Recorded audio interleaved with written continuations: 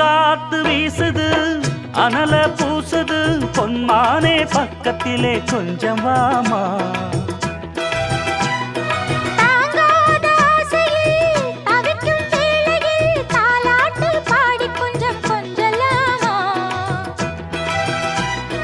சேலை கட்டும் நந்தவனம் நீயா செம்பருத்தி பூவுக்கு நீ தாயா